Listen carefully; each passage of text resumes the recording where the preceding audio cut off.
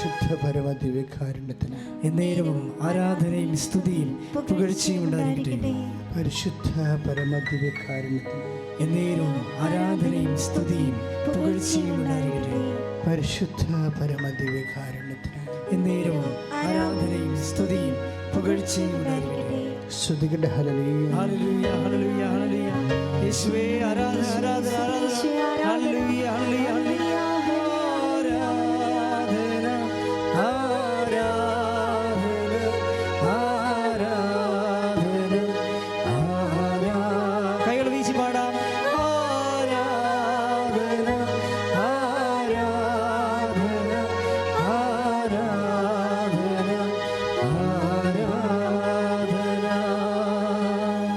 പരിശുദ്ധ അമ്മയോട് ചേർന്ന്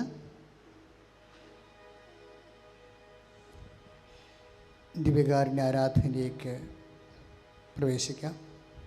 മാധ്യസ്ഥ പ്രാർത്ഥന ഏറ്റു പ്രാർത്ഥിക്കുക. പരിശുദ്ധ അമ്മേ, പരിശുദ്ധ അമ്മേ, കൃപാസനം കൃപാസനം, പ്രസാദപര മാതാവേ, പ്രസാദപര മാതാവേ, അങ്ങേ സന്നിധിയിൽ ഞങ്ങൾ ചെയ്ത ഉടമ്പടി പാലിക്കാൻ ഞങ്ങൾക്ക് ശക്തി തരണമേ. കൃപാസനത്തിലെ ആദ്യ തിങ്കളാഴ്ച ആരാധനയിൽ പങ്കെടുത്ത് പ്രാർത്ഥിക്കുന്നവരുടെ പ്രാർത്ഥനയോട് ചേർത്ത് ഞങ്ങളുടെ ആവശ്യം സാധിച്ചു തരണം. ശ്രുതികടെ ഹല്ലേലൂയ ഹല്ലേലൂയ ഹല്ലേലൂയ ഹല്ലേലൂയ. യേശുവേ നന്ദി. ഹല്ലേലൂയ ഹല്ലേലൂയ ഹല്ലേലൂയ.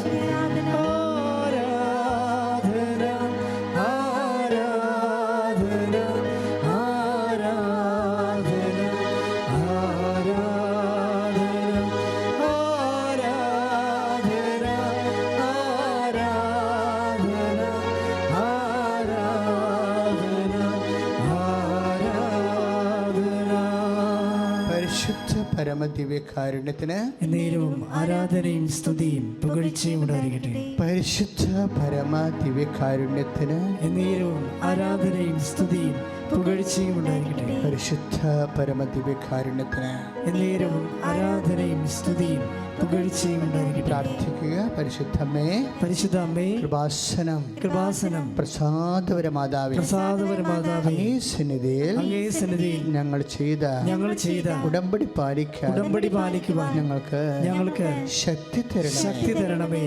ചൊവ്വാഴ്ചകളിലെ കൃപാസനത്തിലെ മരിയൻ കൃപാഭിഷേകത്തിലും ആദ്യ ചൊവ്വാഴ്ച പ്രാർത്ഥനകളിലും ആരാധനകളിലും ഉടമ്പടി ആരാധനയിലും പങ്കെടുത്ത് പ്രാർത്ഥിക്കുന്നവരുടെ പ്രാർത്ഥനയോട് ചേർത്ത് ഞങ്ങളുടെ ആവശ്യം സാധിച്ചു തരണം. ശ്രദ്ധിക്കട്ടെ. ഹല്ലേലൂയ ഹല്ലേലൂയ ഹല്ലേലൂയ ഹല്ലേലൂയ. യേശുവേ ആരാധന ആരാധന ആരാധന.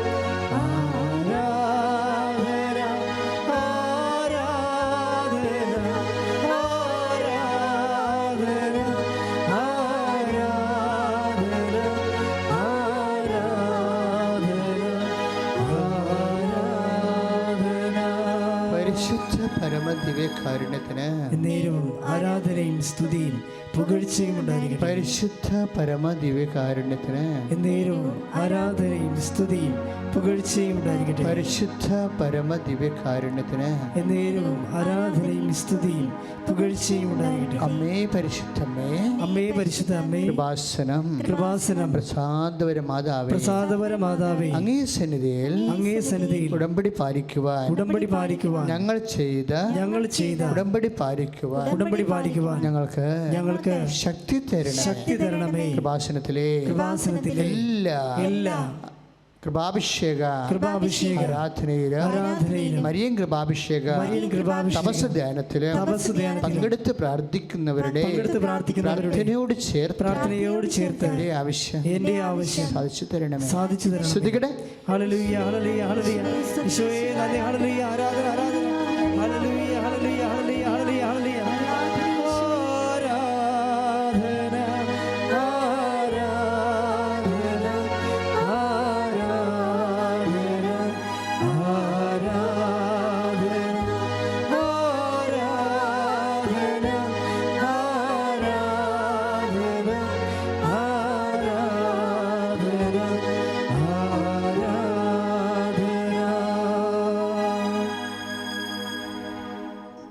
പ്രിയമുള്ളവരെ,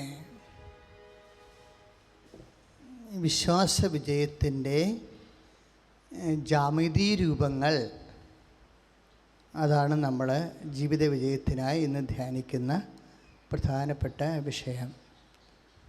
വിശ്വാസ വിജയത്തിൻ്റെ ജാമിതീ രൂപങ്ങൾ, geometrical forms of faith upgradation.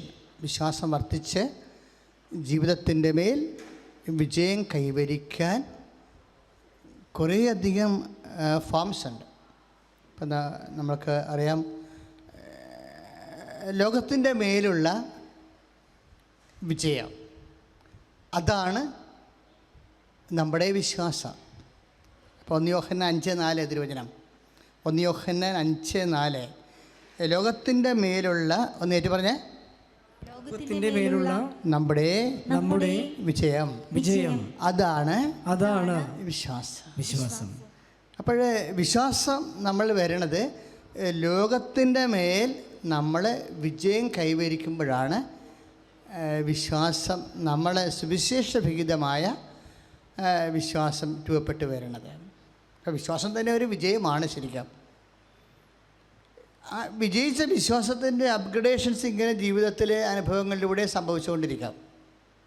പ്രാർത്ഥിക്കുക. കർത്താവായ ദൈവമേ, പരിശുദ്ധ അമ്മയെ പോലെ ലോകത്തിന്റെ മേലെ വിജയം കൈവരിച്ച് എലിസബത്ത് അമ്മയെക്കുറിച്ച് പറഞ്ഞിരിക്കുന്ന പോലെ കർത്താവ് അങ്ങയോട് അരുളി ചെയ്ത കാര്യങ്ങൾ നിറവേറുമെന്ന് വിശുദ്ധ ലൂക്ക 1:45 പ്രകാരം വിശ്വസിക്കുവാൻ ഞങ്ങൾക്ക് വിശ്വാസവരത്തിന്റെ പരിശുദ്ധാത്മാവെ അഭിഷേകം ചെയ്യണമേ.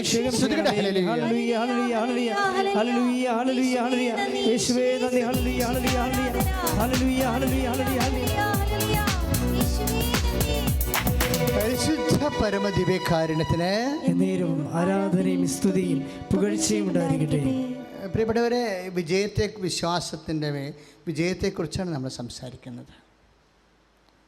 തോൽക്കാനുള്ള കുറേ സാധ്യതകൾ ജീവിതത്തിൽ ഉള്ളത് കൊണ്ടാണ് വചനം വിജയത്തെക്കുറിച്ച് സംസാരിക്കുന്നത്. വിജയത്തിൻ്റെ ചുവട്ടുപടി, ആദ്യത്തെ പടി തന്നെ വിശ്വാസമാണ്. ബൈബിൾ അവസാനിക്കുമ്പോഴും വിജയത്തെക്കുറിച്ച് പറഞ്ഞുകൊണ്ടേയിരിക്കും. വെളിപാടിൻ്റെ പുസ്തകം 2-ാം അധ്യായം 7-ാമത്തെ വാക്യം, ആത്മാവ് സഭകളോട് പറയുന്നത്.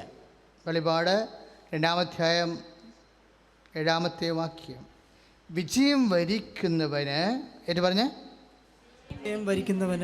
ദൈവത്തിന്റെ പർദീസായിലുള്ള ജീവവൃക്ഷത്തിൽ നിന്ന് ഞാൻ ഭക്ഷിക്കുവാൻ കൊടുക്കും. Praise the Lord. ഹല്ലേലൂയ. വീണ്ടും അതേ അധ്യായത്തിൽ തന്നെ 2:17, വെളിപാടിന്റെ പുസ്തകം 2:17, ആത്മാവ് സഭകളോട് പറയുന്നത് എന്തെന്ന് ചെവിയുള്ളവെങ്കിൽ കേട്ടെ, വിജയം വരിക്കുന്നവന് ഞാൻ നിഗൂഢ മന്ന നൽകും. വെളിപാടിൻ്റെ പുസ്തകം 2:17, വിജയം വരിക്കുന്നവന് ഞാൻ നിഗൂഢ മന്ന നൽകും. അവനൊരു വെള്ളക്കല്ല് കൊടുക്കും, അതിൽ ഒരു പുതിയ നാമം കുത്തിയിരിക്കും. അതെന്തെന്ന് സ്വീകരിക്കുന്നവനൊഴികെ മറ്റാരും അറിയുന്നില്ല. ശ്രുതികട്ടെ. ഹല്ലേലൂയ ഹല്ലേലൂയ ഹല്ലേലൂയ ഹല്ലേലൂയ. യേശുവേ നന്ദി. ഹല്ലേലൂയ ഹല്ലേലൂയ ഹല്ലേലൂയ ഹല്ലേലൂയ ഹല്ലേലൂയ ഹല്ലേലൂയ ഹല്ലേലൂയ. യേശുവേ സ്തുതി. ഹല്ലേലൂയ ഹല്ലേലൂയ ഹല്ലേലൂയ. എൻ്റെ പേര് അൽഫോൻസ. ഞാൻ കോഴിക്കോട് ജില്ലയിലെ പേരാമ്പ്ര സെൻറ്റ് ഫ്രാൻസിസ് ഇടവകയിൽ നിന്ന് വരുന്നു. ഞാൻ 2023 ഡിസംബർ 2-ാം തീയതിയാണ് ആദ്യമായി ഉടമ്പടി എടുക്കുന്നത്. ഇതെൻ്റെ രണ്ടാമത്തെ സാക്ഷ്യമാണ്. രണ്ടാമതും സാക്ഷ്യം പറയാൻ എന്നെ പരിശുദ്ധ അമ്മയും തിരുക്കുമാരനും സഹായിച്ചതിൽ ഒരുപാട് നന്ദി അറിയിക്കുകയാണ്. കാരണം ഞാൻ ട്രെയിൻ ബുക്ക് ചെയ്യുന്നതിൻ്റെ മുന്നേ ആയിട്ട് ഞാൻ സാക്ഷ്യം പറയാൻ വേണ്ടി മാത്രമാണ് ഞാൻ വന്നത്. അപ്പോൾ ഞാൻ ബുക്ക് ചെയ്തപ്പോൾ ഞാൻ മാതാവിനോട് പറഞ്ഞിരുന്നു, അമ്മേ എനിക്ക് സാക്ഷ്യം പറയണം, ഇന്ന ഡേറ്റ് വെച്ച് എന്തായാലും എനിക്ക് സാക്ഷ്യം പറഞ്ഞേ പറ്റൂ എന്ന് പ്രാർത്ഥിച്ചുകൊണ്ട് തന്നെയാണ് ഞാൻ ബുക്ക് ചെയ്തത്.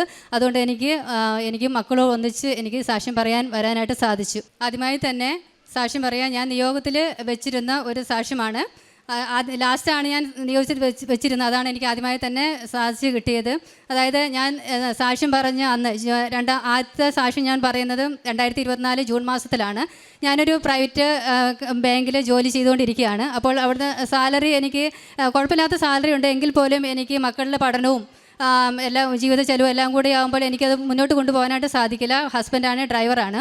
അപ്പോൾ എനിക്ക് ഒരാഗ്രഹമുണ്ടായിരുന്നു, മാതാവ് ഒരു 5,000 എനിക്കൊരു സാലറി അല്ല ഏതെങ്കിലും ഒരു അഡീഷണൽ വരുമാനം കിട്ടണമെന്ന് ഞാൻ പ്രാർത്ഥിച്ചിരുന്നു.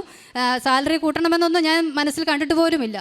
അപ്പോൾ അന്ന് സാക്ഷ്യം കഴിഞ്ഞ് പോയ ആ ആഴ്ചയിൽ തന്നെയാണ് എനിക്ക് മെയിൽ വന്നത്, നിങ്ങളുടെ സാലറി ഹൈക്കായിട്ടുണ്ടെന്ന്. സാധാരണ വർധനവ് ഉണ്ടാകാൻ ഒരു ചാൻസും ഇല്ലായിരുന്നു. കാരണം അഥവാ ചാൻസ് ഉണ്ടെങ്കിൽ പോലും 3 വർഷം കൂടുമ്പോഴാണ് ഞങ്ങൾ 10% ഇൻക്രിമെൻ്റ് ഉണ്ടാകുന്നത്. പക്ഷേ ഉടമ്പടി സാക്ഷ്യം ഇവിടെ പറഞ്ഞു പോയതിൽ ആ പിറ്റേ ദിവസം തന്നെ എനിക്ക് മെയിൽ വന്നിരിക്കുന്നു, നിങ്ങളുടെ സാലറി 25% വർദ്ധിച്ചു എന്ന്.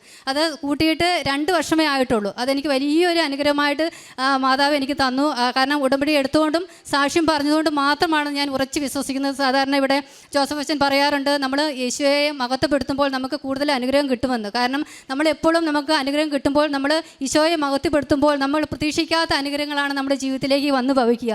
അതെൻ്റെ അനുഭവം കൊണ്ട് ഞാൻ സാക്ഷ്യപ്പെടുത്തുകയാണ്. അതുപോലെ തന്നെ എൻ്റെ ഓവറിയിൽ 3.1 സെൻറ്റിമീറ്റർ വലുപ്പമുള്ള ഒരു സിസ്റ്റ് വളരുന്നുണ്ടായിരുന്നു.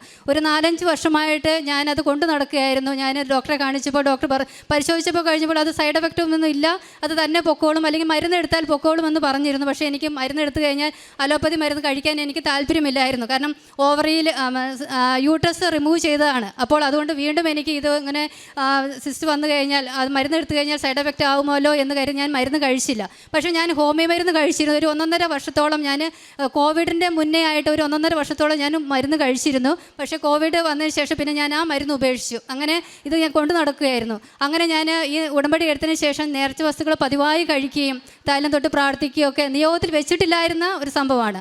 അങ്ങനെ ഞാൻ കഴിഞ്ഞ ഡിസംബർ 7-ാം തീയതി പ്രതീക്ഷീകരണത്തെ ദിവസമായ അന്ന് ഞാൻ വിചാരിച്ചു എന്നാൽ ഒന്ന് ടെസ്റ്റ് ചെയ്യാമെന്ന്. അങ്ങനെ ഞാൻ ടെസ്റ്റ് ചെയ്യാൻ വേണ്ടിയിട്ട് ഹോസ്പിറ്റലിൽ പോവുകയും ആ ദിവസം ഞാൻ ആ അനുഗ്രഹ പ്രാർത്ഥന ഞാൻ ചൊല്ലിക്കൊണ്ടാണ് ടെസ്റ്റ് ചെയ്യാൻ വേണ്ടി പോയത്. അപ്പോൾ അത് ടെസ്റ്റ് ചെയ്ത് കഴിഞ്ഞപ്പോൾ സ്കാൻ ചെയ്തപ്പോൾ അതിനകത്ത് ഓവറി സിസ്റ്റ് ഇല്ല എന്ന് കാണാനായിട്ട് സാധിച്ചു. അപ്പോൾ അതിനകത്ത് എഴുതിയിട്ടില്ല. അപ്പോൾ ഞാൻ വീണ്ടും ഡോക്ടറോട് ചോദിച്ചു, ഡോക്ടറെ ഇത് സിസ്റ്റ് ഉണ്ടോ എന്ന്. അപ്പോൾ ഡോക്ടർ പറഞ്ഞു ഇതിനകത്ത് ഇല്ലല്ലോ, ഒരു കുഴപ്പമില്ല എന്ന് പറഞ്ഞു. അതെനിക്ക് വലിയൊരു അത്ഭുതമായിട്ട് കാണപ്പെട്ടു. അതുപോലെ തന്നെ എനിക്ക് ഇതിൻ്റെ ഭാഗമായിട്ട് യൂറിനറി ഇൻഫെക്ഷൻ ഇടയ്ക്കിടയ്ക്ക് വരുമായിരുന്നു.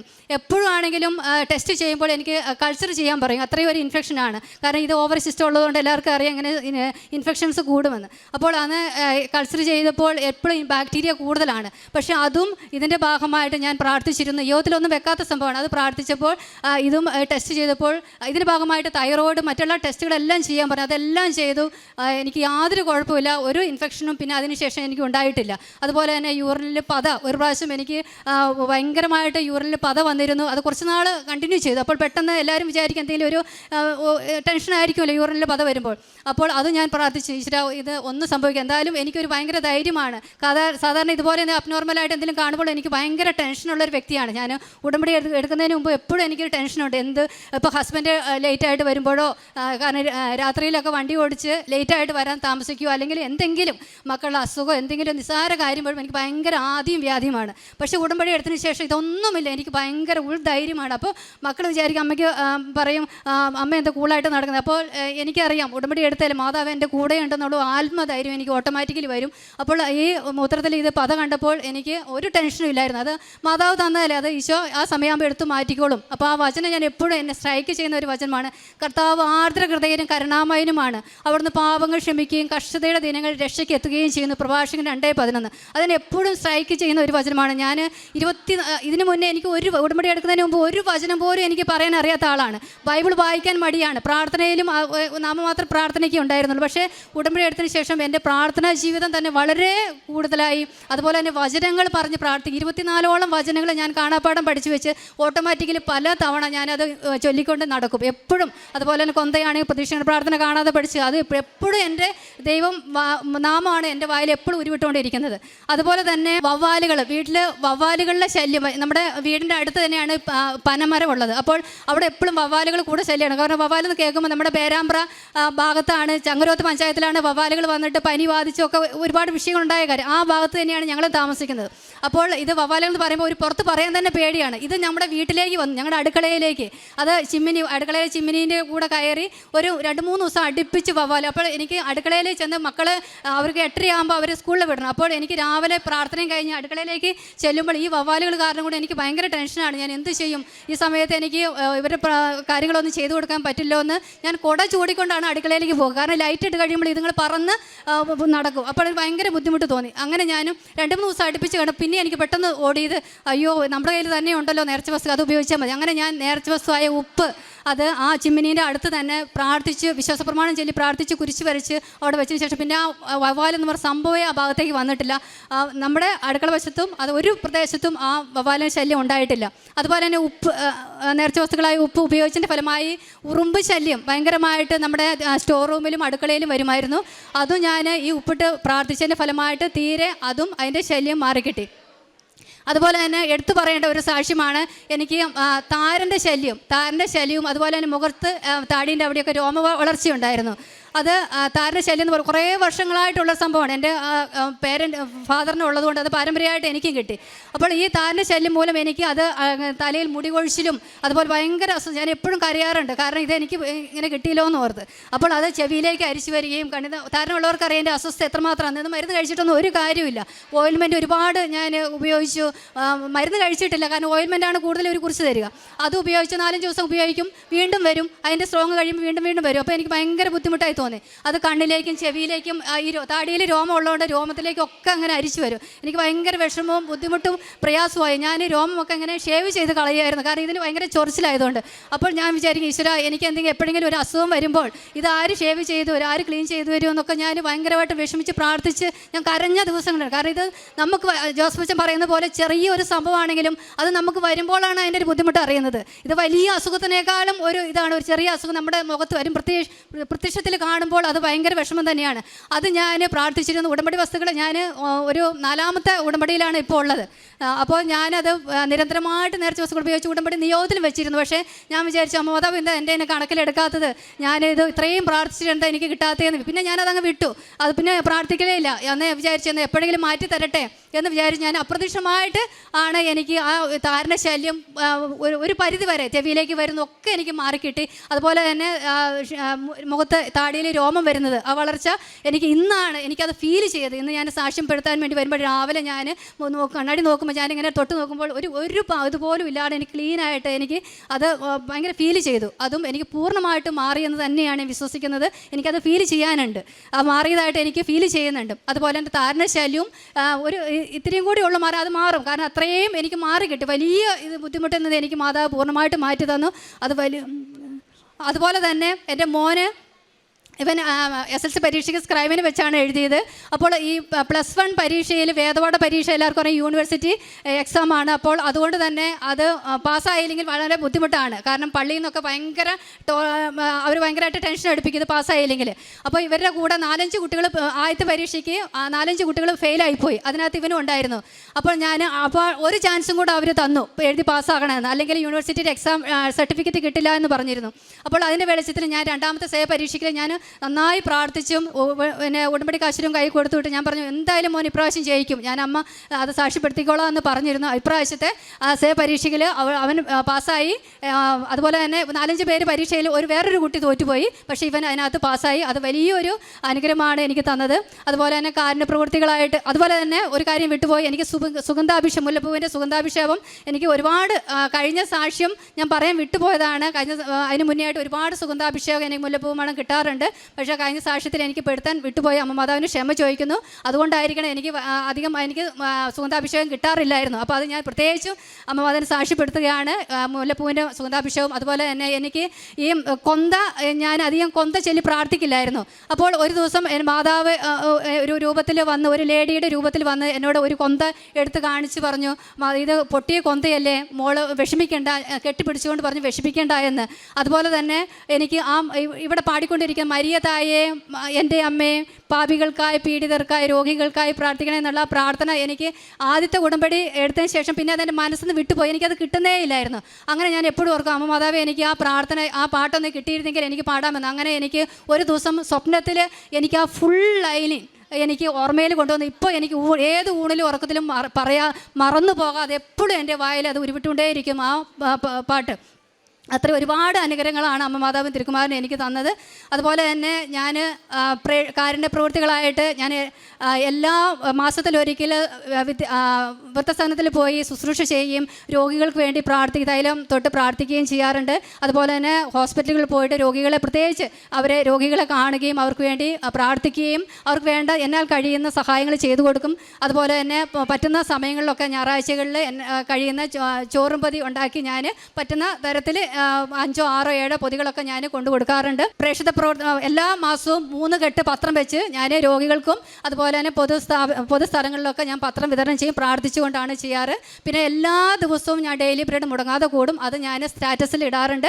ഓരോ സാക്ഷ്യവും എല്ലാ ദിവസവും ഞാൻ സ്റ്റാറ്റസിൽ ഇടാറുണ്ട്. എല്ലാവരും കാണാറുണ്ട്. കാണുന്നത് എനിക്ക് മനസ്സിലാവുന്നുണ്ട്. പലരും എന്നെ വിളിച്ച് പറയാറുമുണ്ട്. പിന്നെ രോഗികൾക്ക് കിട്ടുന്ന, ഞാൻ പ്രാർത്ഥിച്ച് കിട്ടുന്ന ഒരുപാട് അവർക്ക് കിട്ടിയ അനുഗ്രഹങ്ങൾ എന്നെ പറയാറുണ്ട്. അവർക്ക് ഒരുപാട് ആളുകൾ ഇങ്ങോട്ട് വന്നിട്ടുണ്ട്, വരാൻ ആഗ്രഹിക്കുന്നുണ്ട്. അവരൊരുപാട് സന്തോഷത്തിലാണ്. വീണ്ടും അവർ പറയാറുണ്ട്. അങ്ങനെ അമ്മ മാതാവും തിരുക്കുമാരനും എനിക്ക് ഒരുപാട് അനുഗ്രഹങ്ങളാണ് എനിക്ക് എൻ്റെ കുടുംബത്തിന് തന്നിരിക്കുന്നത്. എന്ത് പ്രാർത്ഥിച്ചാലും എൻ്റെ മനസ്സ് തുറന്ന് കണ്ണീരൊഴുക്കി പ്രാർത്ഥിച്ചാൽ അമ്മ സാധിച്ചു തരുമെന്ന് എനിക്ക് പൂർണ്ണമായ ഉറപ്പുണ്ട്.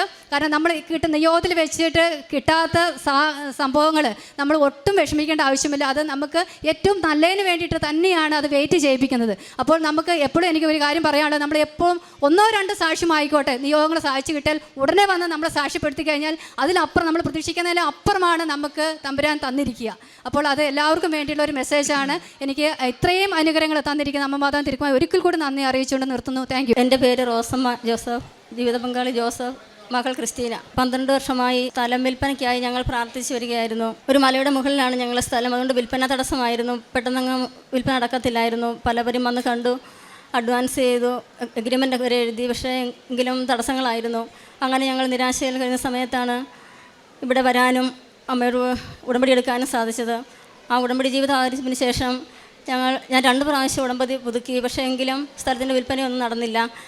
അതിനുശേഷം ഞങ്ങൾ അച്ഛനെ കണ്ടു, പ്രാർത്ഥിച്ചു. അച്ഛനൊരു കാശ് രൂപം വെഞ്ചരിച്ച് തന്നു. അത് പറമ്പിൽ കുഴിച്ചിട്ട് വിശ്വാസപ്രമാണം ചൊല്ലി പ്രാർത്ഥിക്കാൻ പറഞ്ഞു. അങ്ങനെ ഞങ്ങൾ പറമ്പിൻ്റെ 4 വശത്തും ഉപ്പിട്ട് വിശ്വാസപ്രമാണം ചൊല്ലി പ്രാർത്ഥിച്ചു.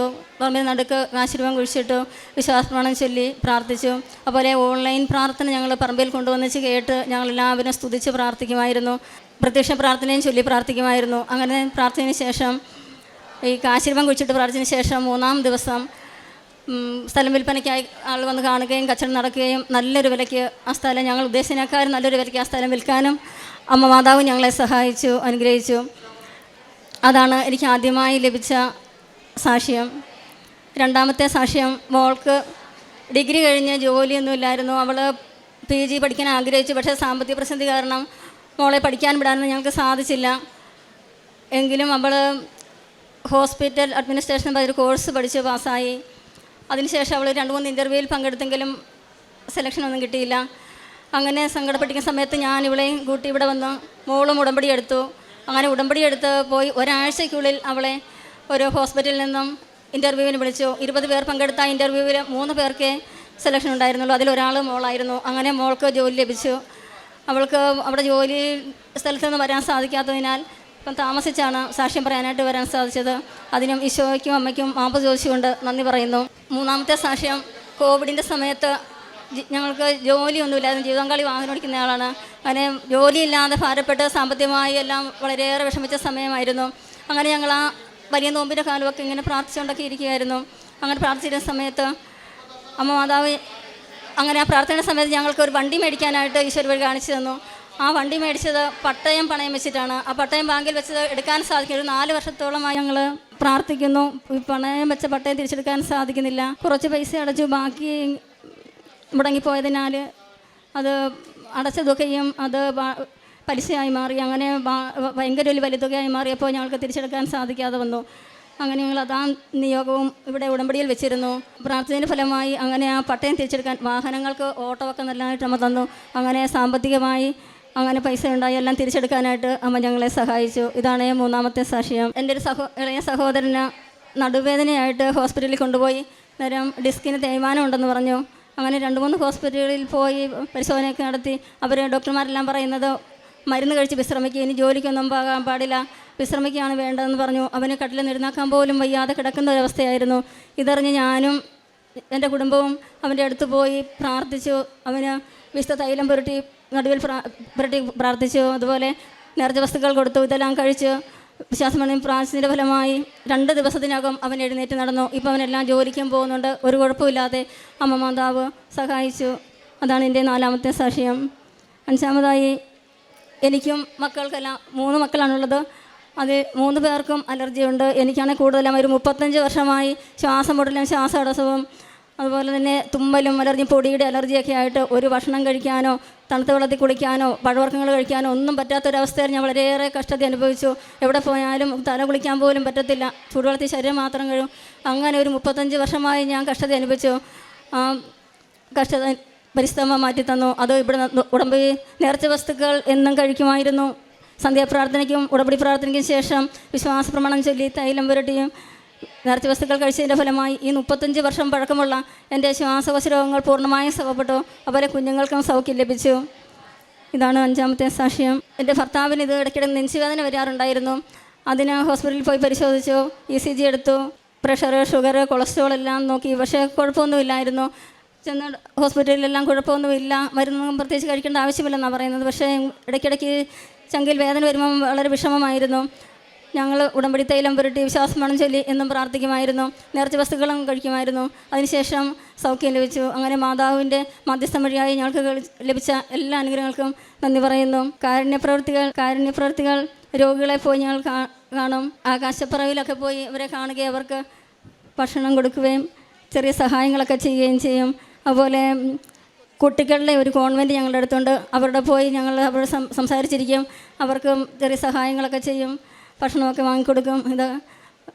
പിന്നെ രോഗികളെ പോയി കാണും, അവർക്ക് ഭക്ഷണം കൊടുക്കാറുണ്ട്. ബസ് സ്റ്റാൻഡിൽ കൊണ്ട് ഭക്ഷണം കൊടുക്കാറുണ്ട്. ഇതൊക്കെയാണ് ഞങ്ങൾ ചെയ്യുന്ന കാരുണ്യ പ്രവൃത്തികൾ. പ്രേക്ഷിത പ്രവർത്തനം, ഇവിടുന്ന് അമ്മയുടെ പത്രം വാങ്ങി ബസ് സ്റ്റാൻഡിലും ഓട്ടോ സ്റ്റാൻഡിലും ആശുപത്രികളിലും പോയി കൊടുക്കും. ഒരു ദിവസം ഞങ്ങൾ കോട്ടയം മെഡിക്കൽ കോളേജ് ഹോസ്പിറ്റലിലാണ് പോയത്. അവിടെ ഈ അത്യാഹിത വിഭാഗത്തിൽ കിടന്ന രോഗികളെ പോയി കണ്ടു. അവർക്കത് വലിയ സന്തോഷമായി. അവർ ആക്സിഡൻ്റൊക്കെ ഉണ്ടായി എഴുന്നേക്കാൻ പറ്റാതെ 40 ദിവസമായിട്ടൊന്ന് ചലിക്കാൻ പോലും പറ്റാത്തൊരു ഒരു 23 വയസ്സുള്ളൊരു പയ്യനോട് കിടപ്പുണ്ടായിരുന്നു. അവനോട് പറഞ്ഞു, ചേച്ചി എനിക്ക് സൗഖ്യം കിട്ടിയാൽ ഞാൻ ആദ്യം അമ്മയുടെ അടുത്ത് പോയി ഉടമ്പടി എടുത്തു എന്നോട് പറഞ്ഞു. എന്നിട്ട് എന്നോട് പറഞ്ഞു, ചേച്ചി പ്രാർത്ഥിക്കണം. ഉടമ്പടി തൈലം അവന് നടുവ് പുരട്ടാനായിട്ട് കൊടുത്തു. അവൻ പുരട്ടി. അങ്ങനെ ഉടമ്പടി നേർച്ച വസ്തുക്കളും കൊടുക്കാൻ പറഞ്ഞു. അങ്ങനെ കൊടുത്തു. അങ്ങനെ പ്രാർത്ഥിച്ചു. ഞാനിന്ന് വീട്ടിലേക്ക് പോന്നു. പിറ്റേ ദിവസം എൻ്റെ സഹോദരൻ ആ ഹോസ്പിറ്റലിൽ ഉണ്ടായിരുന്നു. അവൻ വിളിച്ച് പറഞ്ഞു, ചേച്ചി പോയതിൻ്റെ 3-ൻ്റെ അന്ന് അവൻ അവിടുന്ന് ഡിസ്ചാർജായിപ്പോയി. അവന് നല്ല മാറ്റം ഉണ്ടായിരുന്നു. അവൻ എത്രയും പെട്ടെന്ന് വന്ന് സാക്ഷ്യം പറയും, അല്ലെങ്കിൽ ഉടമ്പടി എടുത്ത് സാക്ഷ്യം പറയും എന്നാണ് അവൻ പറഞ്ഞത്.